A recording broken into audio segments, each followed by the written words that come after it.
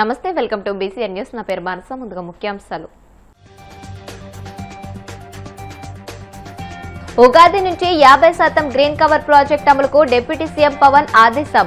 కాలుష్యాన్ని నియంత్రించే స్వజాతి మొక్కలకే ప్రాధాన్యం ఇవ్వాలని నిర్దేశం.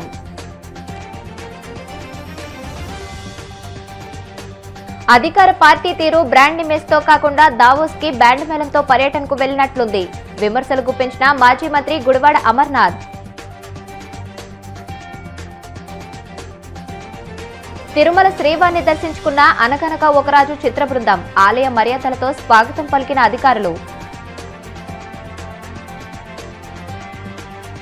హరీష్ రావు సిట్ విచారణపై కేటీఆర్ ఆగ్రహం. అది సిట్ విచారణ కాదని పిచ్చి విచారణ అని వ్యాఖ్య. సింగరేణి టెండర్ల స్కామ్ లో సీఎం బామర్ది సూత్రధారి అని ఆరోపణ. రాష్ట్రంలో 50% పచ్చదనం పెంపే లక్ష్యంగా చేపట్టిన గ్రీన్ కవర్ ప్రాజెక్టును ఉగాది నుంచి అమలు చేయాలని, ఇందుకు సంబంధించిన కార్యాచరణ ప్రణాళికను పండుగలోపు సిద్దం చేయాలని ఉప ముఖ్యమంత్రి పవన్ కళ్యాణ్ అధికారులను ఆదేశించారు. ఈ బృహత్ కార్యక్రమంలో అన్ని ప్రభుత్వ శాఖలు త్రికరణ శుద్దిగా పాలుపంచుకోవాలని ఆయన స్పష్టం చేశారు. సచివాలయంలో 50% గ్రీన్ కవర్ ప్రాజెక్టుపై అటవీ పర్యావరణ శాఖలతో పాటు వివిధ శాఖల ఉన్నతాధికారులతో పవన్ కళ్యాణ్ సమీక్ష సమావేశం నిర్వహించారు. ఈ సందర్భంగా ఆయన మాట్లాడుతూ ముఖ్యమంత్రి చంద్రబాబు నాయకత్వంలోని కూటమి ప్రభుత్వం ఈ ప్రాజెక్టును అత్యంత ప్రాధాన్యత ఇస్తుందని అన్నారు. 2047 నాటికి రాష్ట్ర భూభాగంలో 50% పచ్చదనం నింపాలని లక్ష్యంగా పెట్టుకున్నట్లు తెలియజేశారు. బాధ్యత గల పదవుల్లో ఉంటూ ప్రపంచ వేదికలపై రాష్ట్రంలో పెట్టుబడుల గురించి మాట్లాడకుండా వ్యక్తిగత విమర్శలు చేయడంపై మాజీ మంత్రి గుడివాడ అమర్నాథ్ ఆగ్రహం వ్యక్తం చేశారు. విశాఖపట్నం వైసీపీ కార్యాలయంలో ఆయన మీడియాతో మాట్లాడుతూ దావోస్ లో పెట్టుబడుల గురించి కాకుండా చంద్రబాబు పొలిటికల్ మార్కెటింగ్ చేయడాన్ని తీవ్రంగా తప్పుబట్టారు. అధికార పార్టీ తీరు బ్రాండ్ ఇమేజ్ తో కాకుండా దావోస్ కి బ్యాండ్ మేళంతో పర్యటనకు వెళ్లిందని మండిపడ్డారు. జగన్ హయాంలో ఒప్పందం చేసుకున్న పరిశ్రమలకు శంకుస్థాపన చేస్తూ వాటిని తమ ఖాతాల్లోకి వేసుకోవడం ద్వారా ముమ్మాటికి తండ్రి కొడుకులు క్రెడిట్ చోరీకి పాల్పడుతున్నారని విమర్శించారు. వీరందరూ కూడా మాట్లాడినటువంటి మాటలన్నీ కూడా చూసాం. మీరు కూడా రాష్ట్ర ప్రజలందరూ కూడా చూశారు. వారు మాట్లాడుతూ ఈరోజు ఈ ప్రాంతానికి ఈ వేదికకి వచ్చినప్పుడు మేము చంద్రబాబు నాయుడు గారి తాలూకా బ్రాండ్ ఇమేజ్తో ఈ వేదిక మీదకి వచ్చాం. ఆయన తాలూకా బ్రాండ్ ఇమేజ్తో ఈ సమావేశంలో పాల్గొంటున్నాం అని చెప్పి వారు చెప్పినట్టుగా చూసాం. కానీ నాకు అనిపించింది ఏంటంటే, నాకే కాదు ప్రజలకు కూడా అనిపించింది ఏంటంటే, బ్రాండ్ ఇమేజ్తో వెళ్ళినట్టుగా కనబడలా, తెలుగుదేశం పార్టీ తాలూకా బ్రాండ్ మేళంతో వెళ్ళినట్టుగా కనబడింది.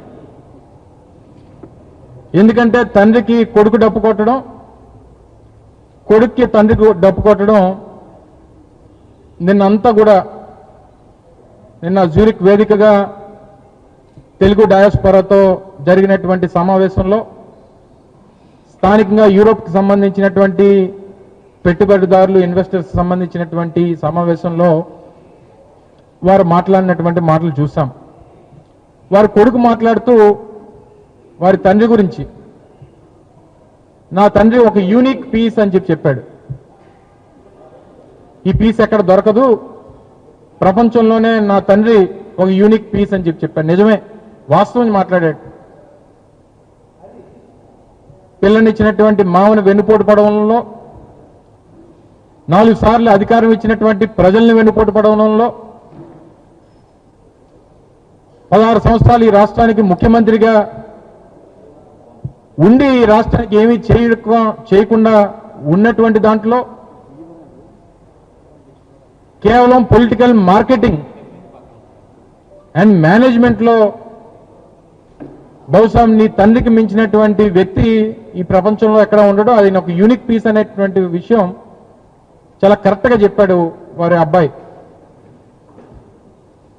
ఈ క్రమంలో ఈ మధ్యకాలంలో మనం చాలా సందర్భాల్లో చూస్తూ ఉన్నాం.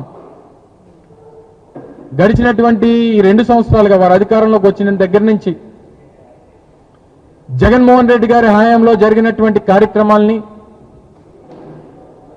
వారి ప్రారంభించినటువంటి వారు శంకుస్థాపన చేసినటువంటి కార్యక్రమాలకి, వారు నిర్మాణం చేపట్టినటువంటి కార్యక్రమాలకి వారు తీసుకొచ్చినటువంటి పెట్టుబడులకి నేనే కారణం అని చెప్పి చెప్పుకునేటువంటి ప్రయత్నం గడిచినటువంటి 2 సంవత్సరాలుగా చంద్రబాబు నాయుడు గారు, వారి ప్రభుత్వం, వారి కొడుకు చేస్తున్నటువంటి క్రెడిట్ చోరీ కార్యక్రమాన్ని మనం చూస్తూ ఉన్నాం. సహజంగా మీ అందరికీ తెలుసు, మన ప్రాంతంలో ఇల్లు నిర్మాణం చేసుకున్నప్పుడు లేదా ఏదైనా భవనం నిర్మాణం చేసుకున్నప్పుడు నరదిష్టి తగలకుండా దిష్టిబొమ్మను పెడతాం, ఎవరింటికన్నా పెడతాం సహజంగా. ఇల్లు నిర్మాణం పూర్తయిపోయిన తర్వాత దిష్టిబొమ్మ ఏమనుకుంటుందంటే ఈ నిర్మాణానికి కారణం అంతా కూడా నా వల్లే అని చెప్పి ఆ దిష్టిబొమ్మ అనుకుంటుందట. అలాగే చంద్రబాబు నాయుడు గారు నారావారి దిష్టిబొమ్మ ఏమనుకుంటుందంటే ఈ రాష్ట్రంలో ఏం జరిగినా నా వల్లే జరిగింది అని చెప్పి ఈ దిష్టిబొమ్మ అనుకుంటుంటుంది. శంషాబాద్ ఎయిర్పోర్ట్ నేనే కట్టాను, ఔటర్ రింగ్ రోడ్ నేనే కట్టాను, భోగాపురం ఇంటర్నేషనల్ ఎయిర్పోర్ట్ నేనే కట్టాను, విశాఖపట్నంలో హెల్త్ సిటీ నేనే కట్టాను, లేకపోతే రిషికొండలో ఐటీ టవర్స్ నేనే కట్టాను. ఇవన్నీ మరి ఆయన చేయకపోయినా నేనే చేశానని చెప్పుకునేటువంటి ఈ వ్యక్తిని చూసి జాలిపడాలో, సిగ్గుపడాలో, బాధపడాలో తెలియనటువంటి పరిస్థితులు కనబడతా ఉన్నాయి. పల్నాడు జిల్లా చిలకలూరిపేటలో జాతీయ స్థాయి ఎడ్ల బండ్ల ప్రదర్శన పోటీలు కొనసాగుతున్నాయి. ఈ పోటీలకు ముఖ్య అతిథిగా మంత్రి డోలబాల వీరాంజనేయ స్వామి హాజరై మాట్లాడారు. ఎడ్ల పందాల నిర్వహణలో ప్రతిపాటికి మంచి పేరు ఉందని అన్నారు. ఒంగోలు జాతి పశుపోషణ ప్రోత్సహించేలా ప్రభుత్వం కృషి చేస్తుందని తెలియజేశారు. ఒంగోలు వృషభాల పెంపకంపై మహిళలు ప్రత్యేక శ్రద్ధ చూపడం అభినందనీయమని అన్నారు. అనంతరం ఎమ్మెల్యే ప్రత్తిపాటి పుల్లారావు మాట్లాడుతూ ప్రకాశం జిల్లాలో ఓటమి ఎరుగని ప్రజానాయకుడు డోలబాల వీరాంజనేయ స్వామి అని అన్నారు. పార్టీలకు అతీతంగా అందరూ గౌరవించే అజాత శత్రువుని అని కొనియాడారు. శాసనసభ్యులు అన్న ప్రత్తిపాటి పుల్లారావు గారు సంక్రాంతిని పురస్కరించుకొని జాతీయ ఒంగోలు ఎడ్ల పోటీలను పెట్టడం, ఇది కూడాను మా యువ నాయకులు యువగళం సారథి విద్యాశాఖ మంత్రులు శ్రీ లోకేష్ బాబు గారి యొక్క జన్మదినోత్సవం రోజు వరకు కూడా ఫైనల్స్ కంటిన్యూ చేయడం అనేది చాలా గొప్ప సాహసోపేత నిర్ణయం. చిలకలూరుపేటలో రెగ్యులర్గా చేస్తూ ఉంటారు. అయినప్పటికీ కూడాను వేలాది మందిగా పాల్గొనే విధంగా ఈ కార్యక్రమాలు చేసి రైతుల్ని ప్రోత్సహిస్తూ అంతరించిపోతున్న మన ఒంగోలు జాతి ఎద్దులని మనం ప్రోత్సహించి పెంచే విధంగా వారి కృషిని మనం అభినందించదగ్గ విషయం. అదే మన ప్రభుత్వం కూడా డైరీని అదేవిధంగా పశువుల్ని ప్రోత్సహించే విధంగా ముందుకెళ్తున్నాం. ఒంగోలు జాతి ఎడ్లను కూడా ప్రోత్సహించడానికి పశుక్షేత్రాన్ని చదలవాడ పశుక్షేత్రం కూడా అభివృద్ధి చేస్తూ ఉన్నారు. దీంతో పాటుగా రైతు కుటుంబంలో బిడ్డల్లాగా ఒక భాగస్వామ్యంగా ఉన్నటువంటి పశువులు, ఆవులు, గేదెలు, అదేవిధంగా ఎడ్లని వాటిని భరించగా చేసుకోవాల్సిన అవసరం ఉంది. ఇప్పుడు కూడా ఇక్కడ పార్టిసిపేషన్ దానిలో కూడా రైతులు కూడా మహిళా రైతులు ఎడ్లను తీసుకొని వచ్చారు. అంటే కొంతమంది పొడుస్తాయేమో అనేటువంటి భయపడేటువంటి దానిలో ఆ ఇంట్లో ఉన్నటువంటి యజమానురాలు రైతులు అయినా కానీ వాటిని అలవాకగా వాటికి నీళ్లు పెట్టడం కానీ మేత వేయడం కానీ సమర్థవంతంగా నిర్వహించినటువంటి పరిస్థితులు ఈ మహిళా రైతులను కూడా మనం ప్రోత్సహిస్తూ ఈ ఒంగోలు జాతి ఎడ్లని వాటి యొక్క జాతిని పెంపొందించడంలో మనందరం కూడా కృషి చేయాలి.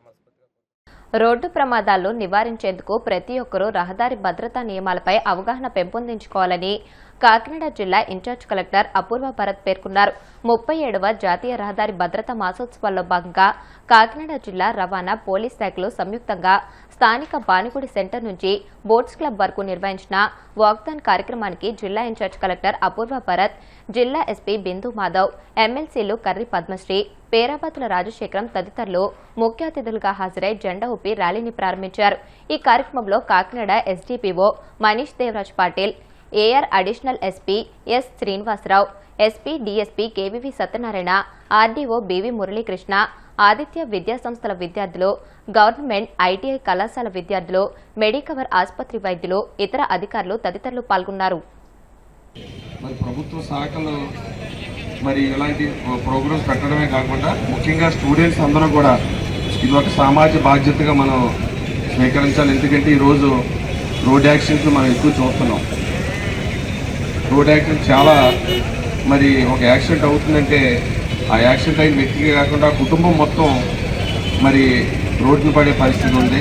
కాబట్టి ముఖ్యంగా నేను ఉదయం 7 నుంచి 9 వరకు చూస్తున్నాను. స్టూడెంట్స్ ముఖ్యంగా మన బాధ్యతగా తీసుకోవాలి. ఈరోజు మనకి సమయం ఎంత ముఖ్యమో ప్రాణం కూడా అంతే ముఖ్యం.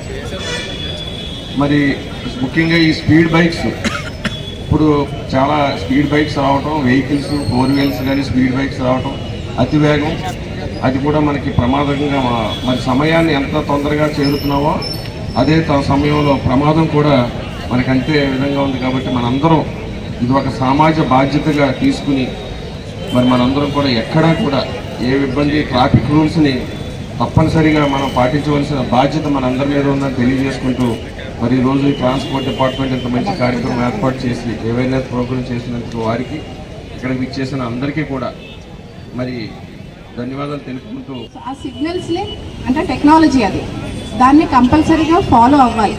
కానీ ఇక్కడ మనకు సార్ చెప్పినట్టుగా అందరూ కూడా హెల్మెట్ పెట్టుకుంటున్నారు, బట్ స్టిల్ వాళ్ళు ఇయర్స్లో ఇయర్ పాడ్స్ అలా ఉండడం జరుగుతుంది. అలాగే ఇయర్ ఫోన్స్ ఇలాంటివన్నీ మ్యూజిక్ వింటూ లేదంటే ఎవరో ఒకరితో మాట్లాడుతూ ప్రయాణం చేస్తున్నారు. దానివల్ల మనకి రోడ్ యాక్సిడెంట్స్ అన్నవి చాలా ఎక్కువగా జరుగుతున్నాయి. సో ఇవన్నీ దృష్టిలో పెట్టుకొని ఈ అవేర్నెస్ ప్రోగ్రామ్ అన్నది మనకి స్టేట్లో ట్రాన్స్పోర్ట్ కమిషనర్ గారు దీన్ని డిజైన్ చేయడం జరిగింది. దానికి ఇక్కడ ఇంప్లిమెంట్ చేయడానికి, సక్సెస్ఫుల్గా చేయడానికి మన గౌరవనీయ కలెక్టర్ గారు, ఎస్పీ గారు, అడిషనల్ కమిషనర్ గారు, అలాగే ఇక్కడ అందరూ పోలీస్ సిబ్బంది అందరూ కూడా వచ్చేసి అవేర్నెస్ ప్రోగ్రామ్ దీనికోసం సక్సెస్ చేయడం కోసం రావడం జరిగింది. So the main objective is creating awareness on road safety. So students అందరూ కూడా దయచేసి ఇక్కడ ఉన్న వాళ్ళందరూ కూడా, మాకు తెలిసి మీరు అందరూ కూడా సేఫ్గా వెళ్ళి రావాలని చెప్పేసి మీ పేరెంట్స్ అన్న వాళ్ళు మీరు బయటకు వెళ్ళిన తర్వాత ఇంటికి వచ్చినంత వరకు కూడా వాళ్ళు మీకోసం ఎదురు చూస్తూ ఉంటారు. వాళ్ళని అందరినీ కూడా దృష్టిలో పెట్టుకొని, మీరు కాదు మీ బయట ప్రపంచాన్ని అంతా కూడా దృష్టిలో పెట్టుకొని మేము సేఫ్గా వెళ్ళి సేఫ్గా రావాలనే ఆలోచన మేము చెప్పడం కాదండి, మీ అందరిలోనే ఉండాలి. దయచేసి ఎవరు కూడా మీరు వెహికల్ డ్రైవ్ చేస్తున్నప్పుడు ఇయర్ పాడ్స్ కానీ కాల్స్ మాట్లాడడం కానీ ఇలాంటివి ఏది దయచేసి పెట్టుకోవద్దు.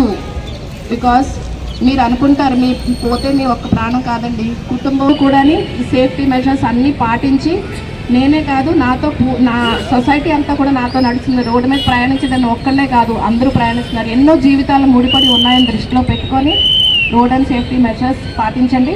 అలాగే ఒకటి గుర్తుపెట్టుకోండి, మీ వెహికల్ యొక్క కండిషన్ ఎలాగున్నది అన్నది కూడా చెక్ చేయించుకోండి ఎప్పటికప్పుడు. అలాగే పబ్లిక్ కమ్యూనిటీకి ఒక మంచి మెసేజ్ వెళ్ళాలని చెప్పే ఉద్దేశంతో దీన్ని సక్సెస్ఫుల్ చేయాలని కోరుతున్నాను. Thank you one and all. ఈ కార్యక్రమానికి ఇంత వచ్చారు. ఇప్పుడు కాసేపు ప్రకటనలు.